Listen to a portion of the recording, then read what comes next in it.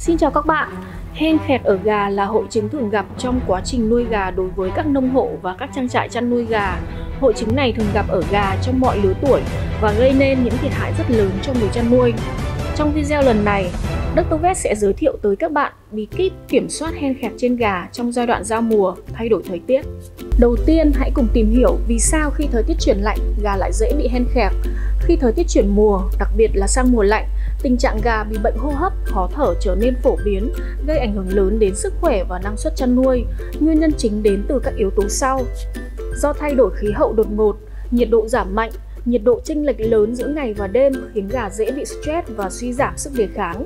Do gia tăng khí thải độc hại, chuồng kín, lưu thông không khí kém, mật độ chăn nuôi cao, vì vậy lượng khí độc như khí ammoniac, NH3, H2S trong chuồng nuôi tăng cao. Do áp lực mầm bệnh tăng, mật độ nuôi dày, nuôi nhiều lứa tuổi trong cùng một trại tạo điều kiện cho các bệnh hô hấp phức tạp phát triển như bệnh CRD, ORT, ILT, IB, ND.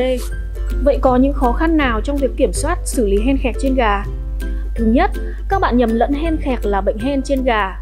Khi phát hiện ra gà có biểu hiện triệu chứng trên đường hô hấp như khó thở, hen khẹt, người chăn nuôi thường nghĩ rằng đó là bệnh hen ở gà. Thực chất, hen chỉ là một triệu chứng phổ biến của nhiều bệnh hô hấp khác nhau trên gà như IB, CRD, ORT.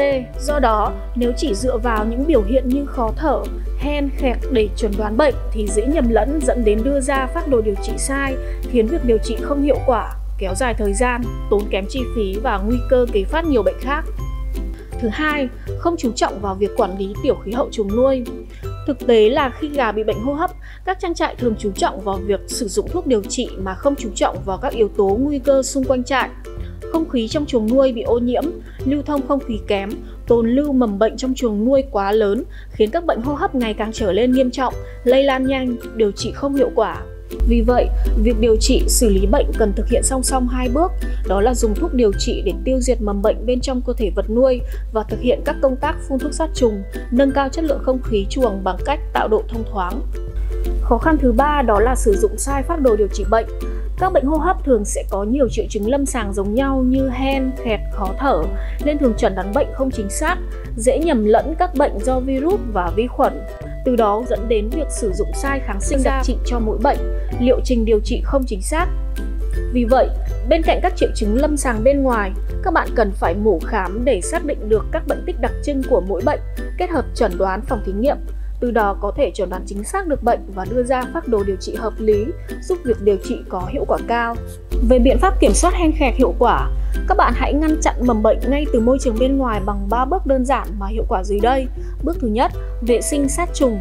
Vệ sinh chuồng trại sạch sẽ, đảm bảo độ thoáng chuồng nuôi bằng cách sử dụng bạt ngược, tăng quạt, tránh quây bạt quá kín khiến không khí không được lưu thông. Sử dụng sản phẩm Biofarm rắc trên nền trấu. Định kỳ phun sát trùng chuồng nuôi bằng sản phẩm Deson Super hoặc Ionina còng. Bước thứ hai đó là sử dụng vaccine và kháng sinh để phòng bệnh. Trong giai đoạn chuyển mùa, thay đổi thời tiết, gà rất nhạy cảm với mầm bệnh do cơ thể bị suy giảm sức đề kháng. Vì vậy, người chăn nuôi cần chủng đầy đủ các loại vaccine quan trọng cho gà như ND, IB, ILT theo lịch khuyến cáo của công ty hoặc điều chỉnh dựa trên tình hình dịch tễ tại trại. Định kỳ sử dụng kháng sinh Dimosan VKS hoặc Biocillin 200 VKS để kiểm soát các bệnh hô hấp do vi khuẩn gây bệnh Coryza, CRD, CCRD, ORT. Bước 3. Bổ trợ nâng cao sức đề kháng cho vật nuôi. Các bạn sử dụng các thuốc trợ sức, trợ lực để cải thiện hiệu quả thức ăn cho gà như sử dụng vitamin, điện giải, giải độc gan thận kết hợp với men tiêu hóa.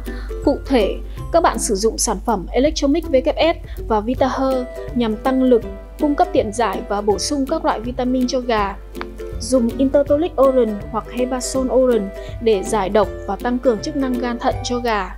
Ngoài ra, sử dụng men tiêu hóa Cheat Pro hoặc Fizimlert để bổ sung men sống giúp tăng tiêu hóa, giảm hôi chuồng. Dr. Vet vừa chia sẻ tới các bạn bí kíp kiểm soát hen khẹt trên gà trong giai đoạn giao mùa, thay đổi thời tiết. Cần hỗ trợ hay tư vấn thêm, các bạn có thể gọi đến số điện thoại hotline của Dr. Vet 098 222 0717. Xin chào và hẹn gặp lại!